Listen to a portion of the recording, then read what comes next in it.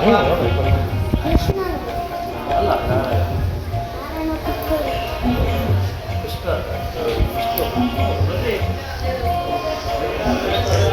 Paint ಅಪ್ಪ ಇದು ಚೆನ್ನಾಗೈತೆ. ಶೇಡಿಂಗ್ ಕೊಟ್ಟರು ನೋಡಿ, ಏನು ಸಖತ್ತ ಕೊಟ್ಟಾರಲ್ಲ ಇದು. ನೋಡು ಫೋಟೋಗೆ ಏನು ಸಖತ್ತ ಗೊತ್ತಾಯ್ತಿದ್ದು ಗಣಪತಿ.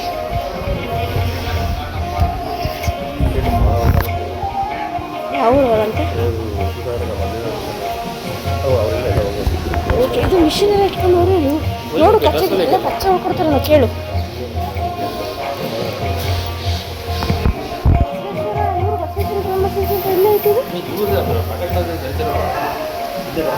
ಇನ್ನು ಮೊದಲೇ ಗೊತ್ತಿತ್ತಾ, ಈಗ ಮದುವೆ ಆದ್ಮೇಲೆ ಗೊತ್ತಾಗಿ ಬರ್ತಿರೋದು.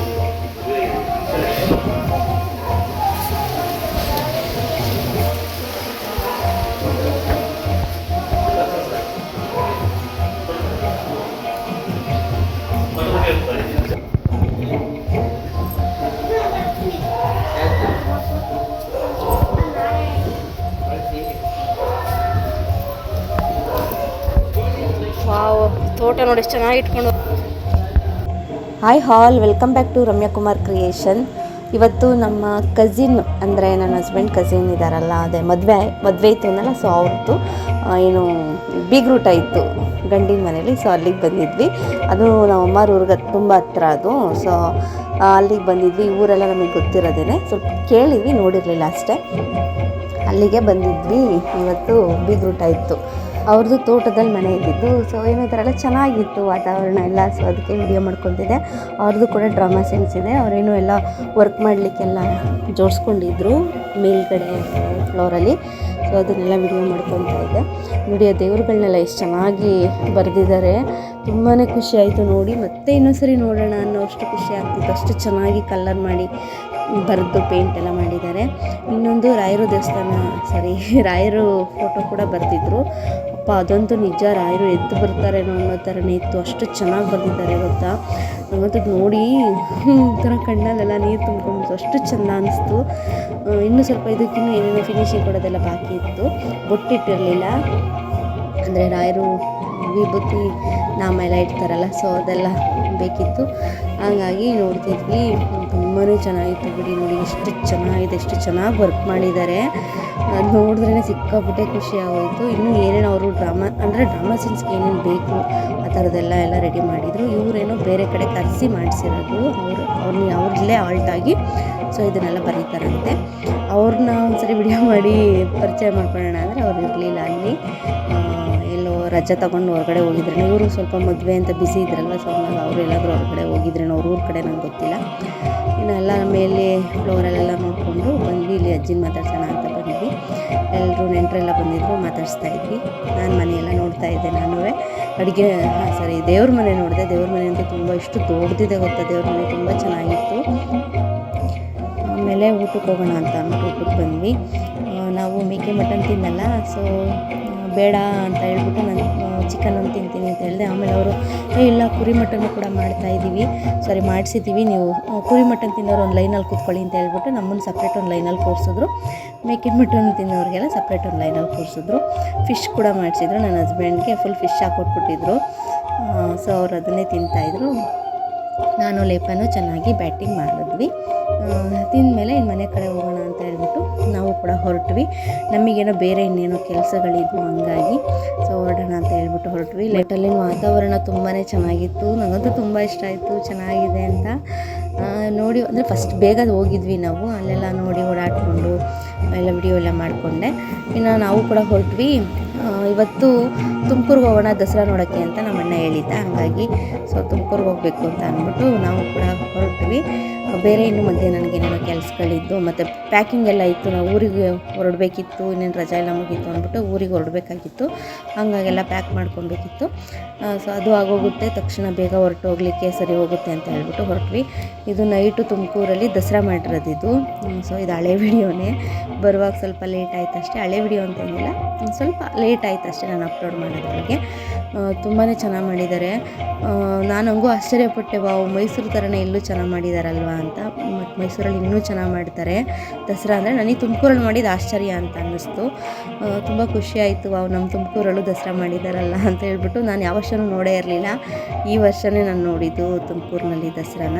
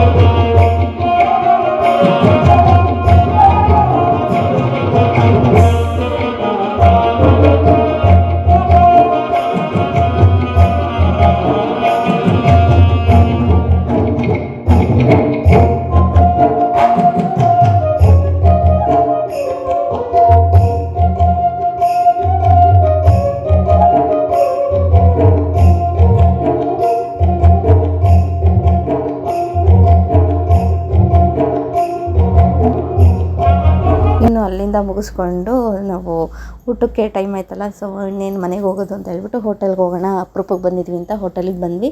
ಅಲ್ಲೇ ಪೃಥ್ವಿ ಡಾಬಾಗೆ ಬಂದ್ವಿ. ಹಂಗೂ ನಮ್ಮ ಅಕ್ಕ ಅವರೆಲ್ಲ ಕೇಳ್ತಿದ್ರು, ಅವರು ತುಮಕೂರಲ್ಲೇ ಇರೋದು. ಸೊ ನಮ್ಮ ಮನೆಗೆ ಬನ್ನಿ ಅಂತ ಕರೀತಾಯಿದ್ರು.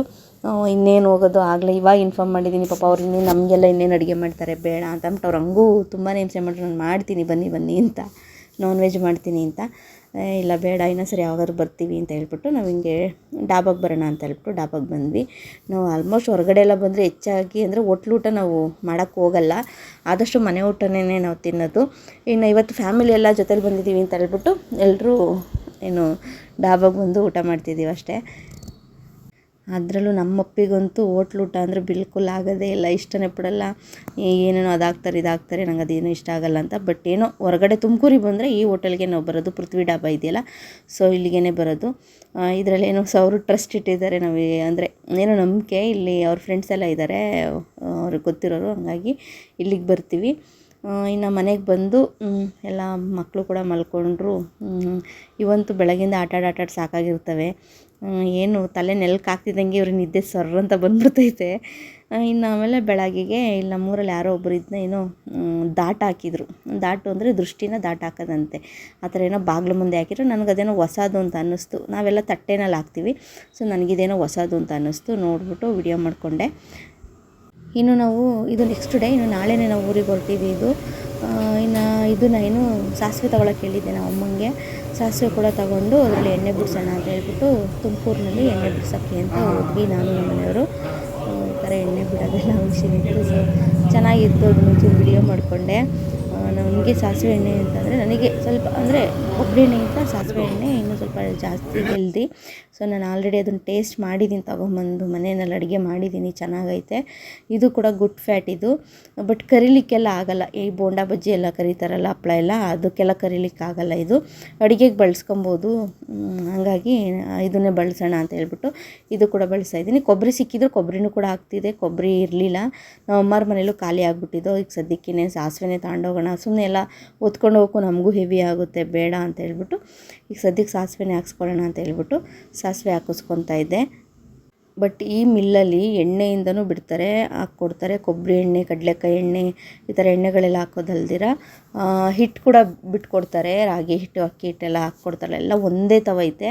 ಪ್ಲಸ್ ಏನಾದರೂ ಈಗ ನಾವು ಎಣ್ಣೆ ತೊಗೊಬೇಕು ಅಂದ್ರೂ ಸಿಗುತ್ತೆ. ಪ್ಲಸ್ ನಾವು ಹಾಕಿಸ್ಬೇಕು ಅಂತಂದರೆ ಈ ಕಡಲೆ ಬೀಜದ ಎಣ್ಣೆ ಹಾಕಿಸ್ಬೇಕು ಅಂದರೆ ಕಡಲೆ ಬೀಜನೂ ಅಲ್ಲೇ ಕೊಡ್ತಾರೆ, ಅದನ್ನು ಕೂಡ ಮಾರ್ತಾರೆ. ಗೋಧಿ ಎಲ್ಲ ದಿನಸಿ ಅಂಗಡಿ ಥರನೂ ಇದೆ, ಇದೆಲ್ಲನೂ ಸಿಗುತ್ತೆ. ಆ ಥರ ಚೆನ್ನಾಗಿತ್ತು ನೋಡಿ. ಎಲ್ಲ ಒಂದೇ ಥರನೇ ಎಲ್ಲ ಸಿಗುತ್ತೆ ಅಂತ ಹೇಳ್ಬಿಟ್ಟು. ನಾನು ಚಳಿ ಬೇರೆ ಆಗ್ತಾಯಿತ್ತು, ಬೈಕಲ್ಲಿ ಬಂದಿದ್ವಿ. ಕಿವಿಗೆ ವೇಲ್ ಕಟ್ಕೊಂಬಿಟ್ಟಿದ್ದೆ. ಅದು ನಮ್ಮೂರ ಹತ್ರನೇ ಹಾಕ್ತಾರೆ ಅಂತ ಹೇಳಿದ್ವಿ. ಆಮೇಲೆ ಅಲ್ಲಿ ಹೋಗಿದ್ದಕ್ಕೆ ನಾವು ಸಾಸಿವೆ ಎಣ್ಣೆ ಯಾವತ್ತೂ ಹಾಕಿಲ್ಲ ಕಣಮ್ಮ, ಹೆಂಗೆ ಹಾಕೋದು, ನಾನು ಹಾಕಲ್ಲ ಅಂತ ಅವ್ರು ಹೇಳ್ಬಿಟ್ರು. ಕೇಳಿದ್ವಿ ಫಸ್ಟೇ ಮಧ್ಯಾಹ್ನ ಹೋಗಿ ಹಾಕ್ತೀವಿ ಅಂತ ಹೇಳಿದರು. ಆಮೇಲೆ ಇಲ್ಲ ನಾವು ಹಾಕಲ್ಲ ಅಂತ ಹಿಂಗೆ ಹೇಳಿದ್ರು. ಇನ್ನೊಂಥವೆಲ್ಲ ಕೇಳಿದ್ದಕ್ಕೆ ಅದು ತುಂಬ ಘಾಟಾಗುತ್ತೆ, ನಾವು ಹಾಕಲ್ಲ, ಬೇಕಾದ್ರೆ ನಾವೇ ಹಾಕಿರೋ ಎಣ್ಣೆ ಕೊಡ್ತೀವಿ ಅಂದರು. ಇಲ್ಲ ನನಗೆ ಅಲ್ಲೇ ಆನ್ ಸ್ಪಾಟಲ್ಲಿ ಕಣ್ಣು ಮುಂದೆ ಹಾಕಿ ಆಮೇಲೆ ಕೊಟ್ಟರೆ ನಾನು ಅದನ್ನು ತೊಗೊತೀನಿ, ನೀವು ಆಮೇಲೆ ಕೊಡೋದನ್ನ ನಾನು ತೊಗೊಳ್ಳಲ್ಲ ಅಂತ ಹೇಳ್ಬಿಟ್ಟು ಇಲ್ಲ ಬೇಡ ಅಂತ ಹೇಳಿದೆ ನಾನು. ಇನ್ನು ಎಣ್ಣೆ ಕೂಡ ಎಲ್ಲ ಬಂತು. ಅಲ್ಲೆಲ್ಲ ಬಂದವರೆಲ್ಲ ನೋಡ್ತಾಯಿದ್ರು, ಏನು ಎಣ್ಣೆ ಇದು ಏಂತಕ್ಕೆ ಬಳಸ್ತೀರಾ ಅಂತ ಎಲ್ಲರೂ ಕೇಳ್ತಾಯಿದ್ರು. ಸಾಸಿವೆ ಎಣ್ಣೆ ಏಂತಕ್ಕೆ ಬಳಸ್ತೀರಾ ನೀವು ಅಂತೆಲ್ಲ ಕೇಳ್ತಾಯಿದ್ರು. ಅವಾಗೆಲ್ಲ ಹೇಳ್ತಾಯಿದ್ದೆ ನಾನು. ಇನ್ನು ಮನೆಗೆ ಬಂದೆ, ನಾನು ನಾಳೆ ಹೋಗ್ಬಿಡ್ತೀನಲ್ಲ ಊರಿಗೆ, ಹಂಗಾಗಿ ಬಿಸಿ ಏನು ನುಗ್ಗೆ ಸೊಪ್ಪು, ತೊಗರಿ ಕಾಳು, ಹಾಲು ಸಾರು, ಮುದ್ದೆ ತಿನ್ನೋಕ್ಕಂತೂ ಸಖತ್ತಾಗಿತ್ತು. ನನ್ನ ಫೇವ್ರೇಟು. ಹಂಗಾಗಿ ಈ ಸಾಂಬಾರುಗಳಂತೂ ಮಿಸ್ ಆಗಲ್ಲ, ನಮ್ಮ ಮನೇಲಿ ಮಾಡ್ತಾರೆ ನನಗಿಷ್ಟ ಅಂತ ಹೇಳ್ಬಿಟ್ಟು. ಇದು ನೈಟಲ್ಲ, ಬೆಳಗ್ಗೆನೇ ಹೊರಡುವಾಗ ಮಾಡಿರೋ ಅಂಥ ಅಡುಗೆ. ಒಂದೇ ಸರಿ ಮುದ್ದೆ ಮಾಡಿಸ್ಕೊಂಡು ಊಟ ಮಾಡಿದ್ವಿ. ಮುದ್ದೆ ತಿಂದೋದ್ರೆ ಆರಾಮಾಗಿರ್ಬೋದು. ತಿಂಡಿ ತಿಂದರೆ ಮತ್ತೆ ಬೇಗ ಹಸ್ವಾಗ್ಬಿಡುತ್ತೆ. ಮುದ್ದೆ ತಿಂದರೆ ಒಂದು ಸ್ವಲ್ಪ ಹೊಟ್ಟೆ ದಿಂಪಾಗಿರುತ್ತೆ. ನಮಗೆ ಟ್ರೈನ್ ಇದ್ದಿದ್ದು 1:30ಗೆ. ಸೊ ನಾವೊಂದು 9:30 ಇಲ್ಲ 10 ಗಂಟೆಗೆ ಬಿಟ್ಬಿಡ್ಬೇಕಾಗಿತ್ತು ಮನೇನ. ಅಷ್ಟೊತ್ತಿಗೆ ಬಿಟ್ಟರೆ ನಾವಿಲ್ಲಿ ಟ್ರೈನ್ ಟೈಮಿಗೆ ಬರ್ಬೋದು. ಇಲ್ಲಿ ಕುಣಿಗಲ್ಲಲ್ಲಿರೋದು. ಸೊ ನಮ್ಮೂರು ಇನ್ನೂ ಸ್ವಲ್ಪ ತುಮಕೂರು ಹತ್ರ ಇದ್ದಿದ್ದು. ಸೊ ಹಂಗಾಗಿ ಬೇಗ ಬಿಡೋಣ ಅಂತ ಹೇಳ್ಬಿಟ್ಟು ಬಿಟ್ವಿ. ಅದಕ್ಕೆ ನಾವು ಮುದ್ದೆ ತಿಂದ್ಕೊಂಡು ಬಂದ್ಬಿಟ್ವಿ. ಹಂಗೂ ನಮ್ಮಮ್ಮ ಸಾಂಬಾರು ತಗೊಂಡೋಗು, ಮನೆಗೆ ಹೋಗ್ತಿದ್ದಂಗೆ ಏನು ಮಾಡ್ತೀಯ, ಸಾರು ತಗೊಂಡೋಗು ಅಂತ ಯಾಕೋ ಇವತ್ತು ತಗೊಂಬರ್ಬೇಕು ಅಂತಲೇ ಅನಿಸಿಲ್ಲ. ಸಿಕ್ಕಾಪಟ್ಟೆ ಬೇಜಾರಾಗ್ತಿತ್ತು. ಅವತ್ತಿಂದ ಊರಲ್ಲಿದ್ವಲ್ಲ, ನಿಜ ಕೆ ಆರ್ ನಗರಕ್ಕೆ ಹೋಗೋಕ್ಕೆ ಮನಸ್ಸಾಗಲ್ಲ. ಯಾವಾಗ ನಮಗೆ ಟ್ರಾನ್ಸ್ಫರ್ ಆಗುತ್ತೆ, ಯಾವಾಗ ನಾವು ಅಲ್ಲೇ ಇರ್ತೀವಿ ಅನ್ನೋದೇ ನನಗೆ ಇದು ಎಲ್ಲರ ಜೊತೆ ಇರಬೇಕು ಅನ್ನೋದೇ ನನಗೆ ಆಸೆ. ಅಲ್ಲಿ ಹೋದರೆ ನಾವು 3 ಜನ ಅಷ್ಟೇ ಇರಬೇಕು. ಏನೋ ಒಂಥರ ಬೋರ್ ಅಂತ ಅನ್ನಿಸ್ತು, ಬೇಜಾರು ಅಂತ ಅನ್ನಿಸ್ತು ನಂಗೆ. ಆಲ್ರೆಡಿ ನಮಗೆ ಸಾಕಾಗ್ಬಿಟ್ಟಿದೆ ಓಡಾಡಿ ಯಾವಾಗಪ್ಪ ನಮ್ಮೂರ ಕಡೆ ನಾವು ಹೋಗ್ತೀವಿ ಅಂತ ಅನಿಸ್ಬಿಟ್ಟೈತೆ. ಬಟ್ ಅದೆಲ್ಲ ಯಾವಾಗ ಆಗುತ್ತೋ, ಪರಮಾತ್ಮಂಗೆ ಯಾವಾಗ ಕೇಳಿಸುತ್ತೋ ಅದೆಲ್ಲ ನಮಗೆ ನಿಜ ಗೊತ್ತಿಲ್ಲ. ಇನ್ನೇನು ಮಾಡೋಕ್ಕಾಗುತ್ತೆ, ಇರಲೇಬೇಕು. ಎಷ್ಟು ವರ್ಷ ಅಲ್ಲಿ ನೀರು ಕುಡಿಬೇಕು, ಅಲ್ಲಿ ಉಪ್ಪು ತಿನ್ನಬೇಕು ಅಂತ ಇದೆಯೋ ಗೊತ್ತಿಲ್ಲ, ಇರಲೇಬೇಕಷ್ಟೇ. ಇನ್ನು ಇದು ದಾರಿನಲ್ಲಿ ಬರ್ತಾ ಗೊಮ್ಮಟೇಶ್ವರ ದೇವಸ್ಥಾನ ಕಾಣಿಸ್ತಾ ಇತ್ತು. ನೆಕ್ಸ್ಟ್ ಸ್ಟಾಪು ಶ್ರವಣಬೆಳಗೊಳ ಇತ್ತು. ಹಂಗಾಗಿ ನೋಡಿ ಗೊಮ್ಮಟೇಶ್ವರ ಎಷ್ಟು ಚೆನ್ನಾಗಿ ಕಾಣ್ತಾ ಇದೆ. ವಿಡಿಯೋದಲ್ಲಿ ಅಷ್ಟು ಕ್ಲಾರಿಟಿ ಇಲ್ಲ, ನೋಡಲಿಕ್ಕೆ ಚೆನ್ನಾಗಿ ಕಾಣುತ್ತೆ, ಮುಖ ಎಲ್ಲ ನೀಟಾಗಿ ಕಾಣುತ್ತಲ್ಲಿ ನಿಂತಿರೋದು ದೇವರು. ನೋಡಿ ಎಲ್ಲೆಲ್ಲಿಂದನೋ ಬಂದು ಹೋಗ್ತಾರೆ. ನಾವು ಹಿಂಗೆ ಹೋಗ್ತೀವಿ, ಒಂದಿನ ಹೋಗಿಲ್ಲ. ನಾನು ತುಂಬ ಚಿಕ್ಕವಳಿದ್ದಾಗ ದೇವಸ್ಥಾನಕ್ಕೆ ಹೋಗಿದ್ದಿತ್ತು, ಹೋಗೇ ಇಲ್ಲ. ಇನ್ನು ಈ ಬಸ್ ಕತ್ತೋವಾಗಂತೂ ಎಷ್ಟು ರಶ್ ಇತ್ತು ಅಂದರೆ ನಂದು ಸೀಟು ಅಂತಿದ್ರು. ನೋಡಿ ಇವಾಗ ಯಾರೂ ಇಲ್ಲ, ಎಲ್ಲ ಫುಲ್ ಖಾಲಿ.